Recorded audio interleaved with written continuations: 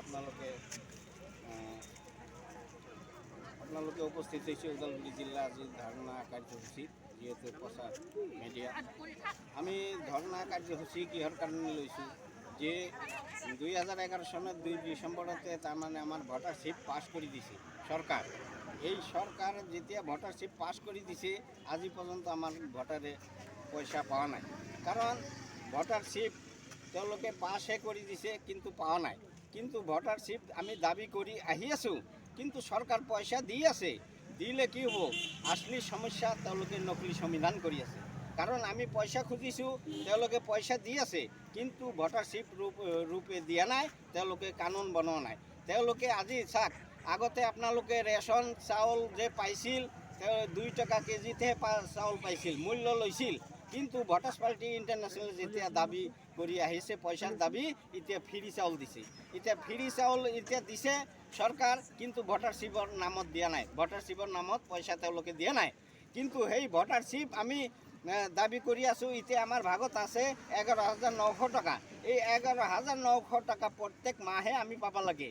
আমি যদি পইচা নাপাওঁ তেতিয়াহ'লে MP MLA তেওঁলোকে পইচা বন্ধ কৰি দিয়ক, তেওঁলোকে বেতন লোৱা বন্ধ কৰি দিয়ক। SP DSP তেওঁলোকে কাম কৰি আছে, পইচা লৈ আছে, আমিও কাম কৰি আছোঁ, পইচা লৈ আছোঁ। আমি চৰকাৰ বনাইছোঁ, আমি আচল কাম কৰিছোঁ। চৰকাৰ কোনে বনাইছে?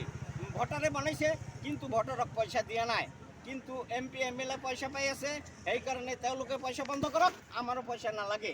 কিন্তু তেওঁলোকে যদি পয়সা লাগে তেতিয়াহ'লে আমাৰ ভোটাৰৰো পয়সা দিব লাগিব। 11,900 টকা প্ৰত্যেক মাহে পাব লাগিব। যদি এইটো চৰকাৰ মানি নলয় তেতিয়াহ'লে তীব্ৰভাৱে আৰু আন্দোলন চলিব। কিন্তু এতিয়াতো শান্তভাৱে আমি আন্দোলন কৰিছোঁ।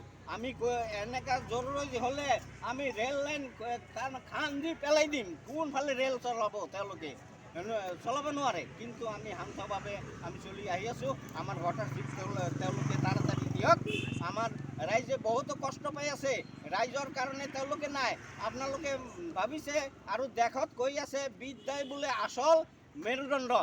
বিদ্যা তাৰমানে লেখা পঢ়া জানিলে মানুহৰ বোলে মেৰুদণ্ড। লেখা পঢ়া যিবিলাকে জানিছে তেওঁলোকে কি কৰিছে, ইমান দিন কি কৰিছে? একো কৰিব পৰা নাই। আজি ভোটাৰ্ছ পাৰ্টি ইণ্টাৰনেশ্যনেল মানুহ লেখা পঢ়া নাজানে, তেওঁলোকে বদনামো কৰে যে লেখা পঢ়া নাজানে। লেখা পঢ়া নাজানিলে কি হ'ব?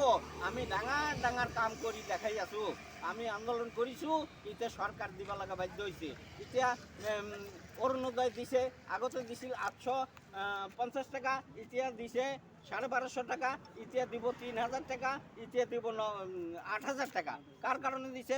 ভোটাৰ্ছ পাৰ্টিৰ কাৰণেই দিছে। সেইকাৰণে আমি চৰকাৰক অনুৰোধ জনাইছোঁ, এইটো ভোটাৰশ্বিপৰ কানুন অতি সোনকালে তেওঁলোকে বনাই পেলাই আমাৰ ভোটাৰশ্বিপ দিয়ক, আমাক ৰাইজক শান্তি কৰক।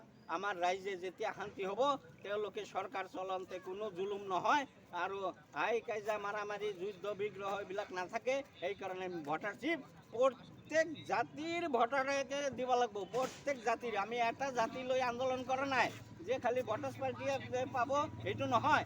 প্ৰত্যেক ভোটাৰে পাব লাগিব, SP DSPও পাব লাগিব। তেওঁলোকেও ভোট দিয়ে, কিন্তু তেওঁলোকে অলপ পিছত পালেও পাব লাগিব, এইটো অধিকাৰ আছে। এই অধিকাৰ যদি আমি নাথাকিলে হয় তেন্তে সুপ্ৰিম কোৰ্টে কিয় তেওঁলোকে পাছ কৰি দিছে? তেওঁলোকে পাছ কৰি দিছে। সেইকাৰণে আজি আমি কাৰ্যসূচী লৈছোঁ আৰু বেছিকৈ ল'ম বুলি আশা কৰি আজিৰ কাৰণে অন্ত কৰিলোঁ।